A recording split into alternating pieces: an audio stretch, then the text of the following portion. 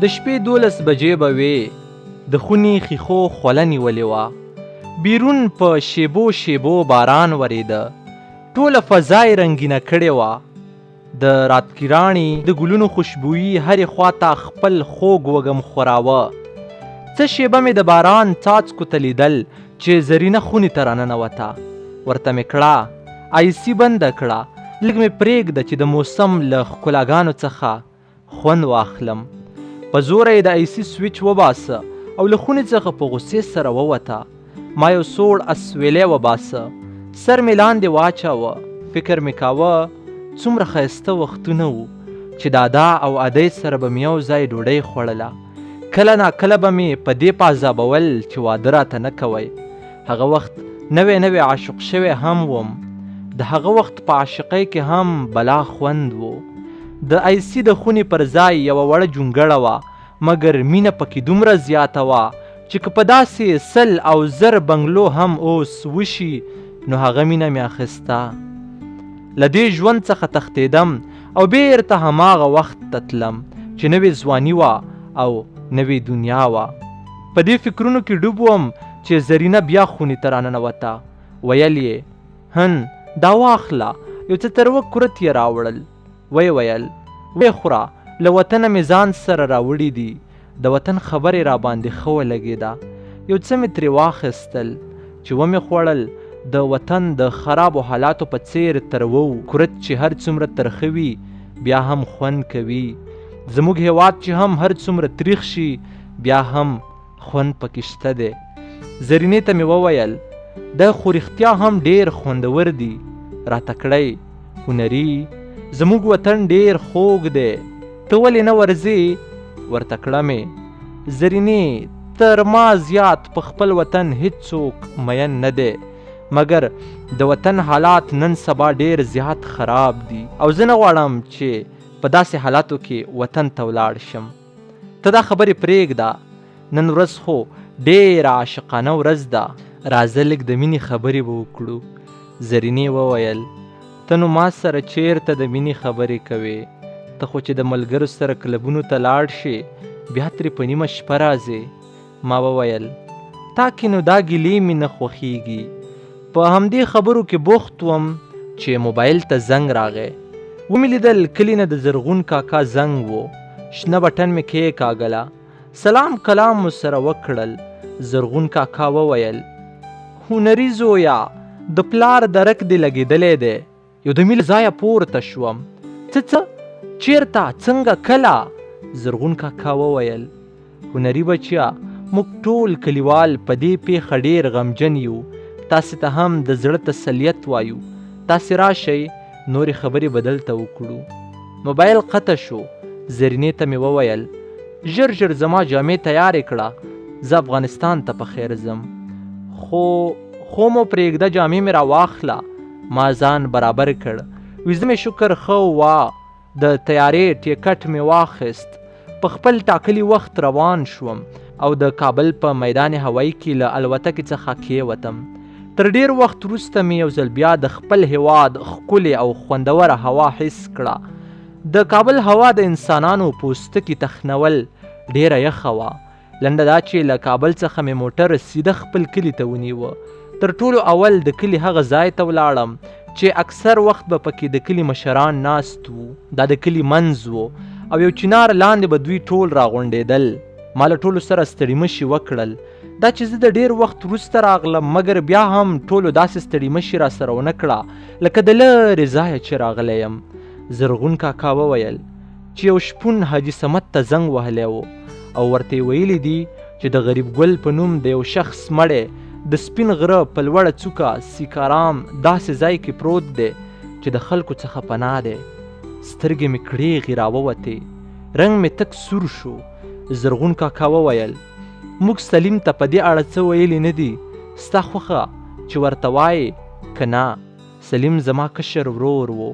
په نه زړه له مجلس څخه راوچت شوم او د کور پر لور روان شوم. کور ته ننوتم. مور مې چرګان د حویلۍ په خوا کې په ځان راغونډ کړي وو او لوبې یې ورسره کولې. کله به یوه ته ډوډۍ واچوله او کله بل ته. زما په لیدو یې په سترګو زور راوست. سلیم ته ورناره کړه، سلیمه زویا ته راشه دا څوک راغلی دی؟ سلیم له خونې څخه راووت. زما په لیدلو یې د خوشحالۍ ټوپونه ووهل. مور ته یې ورچیغه کړه، مور غفار لالا راغلی دی. زما اصلي نوم غفار و، لقب مې هنري و. سلیم په منډه زما غیږې ته راوغورځېده. مور مې خواته راغله، زما په مخ یې لاس تیر کړ، ویې ویل غفاره زویا زما خو سترګې کمزوري شوي دي، خو شکر چې ته په خیر سره کور ته راغلې. راځه میمونه به درته چای دم کړي. زه خونې ته ولاړم. دا زموږ د غریبۍ جونګړه وه، مګر مینه پکې هماغسې د پخوا په ډول وه. زما د کورنۍ اقتصاد زما له وجې ښه شوی و. ما به ورته له بهر څخه پیسې رالیږلې، مګر ما د دوی ټولو څخه پټ په سویزرلینډ کې د یوې پښتنې نجلۍ سره واده کړی و، کومه چې ما سره په قاچاقي لاره یو ځای تللې وه. بس د پلار فکر را سره و چې څه به کیږي. مور مې راته وویل غفاره زویا څنګه دې یو ناڅاپه پیښه راوکړه؟ خیر خو دی؟ ما ورته کړل مورې خیر دی، بس تاسې مې یاد شوي وی. ما ویل را به شم، ټول عمر خو خلک کار نه کوي که نه. ښه دې وکړل چې راغلې زویا. د همدې ورځې په ماښام حالت کې سلیم هم د کلیوالو له خولې څخه خبر شوی و چې د پلار مړی مو پیدا شوی دی. د کلي ټولې ښځې خبرې وې، خو ټولو به یو بل ته ویل چې تر څو زما مور خبره نه کړي. زه په ډېر سخت حالت کې وم. د دې ورځې په سبا مو ځان چمتو کړ او د سپین غره په طرف د ټولو کلیوالو سره روان شو. کوم شخص چې صمد حاجي صاحب ته زنګ وهلی و له هغې سره په تماس کې و. هغې را سره ځواني وکړه او جسد یې د سیکارام سر ته راوخېژاوه. زه ورسره خالي ولاړم. په سپین غره باندې سخته واوره شروع وه. اوس دلته ډېرې پوښتنې زموږ ذهن ته راتللې چې آیا زما پلار چا وژلی خو به نه وي؟ دا سړی به زما پلار وي یا نه؟ او زما پلار د سیکارام په دې لوړه څوکه چې پاکستان ته خلک اوړي پرې څه کول؟ بس په کلاره کلاره د غرون لړۍ مو پاس کولې. د سپین غره په آخري سر د ورځې په 10 بجې روان شو او د ماسپښین په 2 بجې ورسېدو. سخته واوره ورېدله. موږ له ځانه سره ټول اړین وسایل وړي وو. هر کله چې موږ سپین غره ته تللو نو له اول څخه هغه کس چې غالبا شپونکی و موږ ته یې زنګ وهلی و او ویل یې چې جسد مې درته پورته راوخېجاوه او زه ولاړم. زموږ خلکو ورته ډېرې خبرې وکړې چې ولاړ نه شي، مګر دا د مرګ کیسه وه. سړی بیا معلوم نه شو، خو په هغه ځای یې نشان کړی و چیرته چې جسد پروت و. زما د پلار د جسد په خوا کې یوه بکسه وه. هر کله چې مو بکسه خلاصه کړه نو تذکره کې یې خالی نوم ښکارېده. نور ټوله باران وهلې وه. بکسه هم ختمه وه. دا سامان یې ما ته راکړل او جسد چې په سپین کفن کې تاو شوی و خپلوانو اوچت کړ. هغه ځای مې ولید. ټولو کلیوالو وویل چې شاید د دغې خوا له غره څخه لوېدلی وي. پوښتنې ډېرې وې او واوره هم طوفاني واوره وه. له غره څخه بیرته د هوارې پر لور را روان شو. د واورې طوفان د کلیوالو جامې هم هاخوا دېخوا وړلې. تر 4 ساعته مزل وروسته له غره څخه راکېوتو او د ماښام 9 بجې وې. په موټر کې کېناستلو او سیده د کور پر لور رهي شو. په کور کې مې مور چا خبره کړې وه، صرف لاندې به یې لیدل او په سوټونو کې تللې وه. فکر کوم د خپل خاوند سره د تیر کړي ژوند یوه لمحه یې ذهن ته راتلله. دا ډېره سخته شیبه ده چې انسان د یو شخص سره ټول عمر تیر کړی وي او د هغې خاوند بیا په داسې مرګ ووژل شي چې پخوا کې زامن او بچي نه وي. په کلي کې کلیوالو د پلار جسد مې خلاص کړ. له غم څخه ډکه شیبه وه. زه د هغې شیبې بیان په خپله ژبه کولی نشم. ډېره سخته شیبه وه. دا جسد زما د پلار و، مګر سر یې نه و. کلیوالو ورته دا بهانه جوړه کړه چې شاید سر یې د اوبو په لاره و او سر به یې اوبو وړی وي. سخته له ویرې او خفګان څخه ډکه ورځ وه. زموږ په کور د غم خاموشي وه. د پلار په جسد لیدلو مې د فیسبوک او نورو سوشل میډیا پلیټفارمونو پروفایل تور کړ. دا زما او زموږ د کورنۍ لپاره رښتیا هم یوه توره ورځ وه.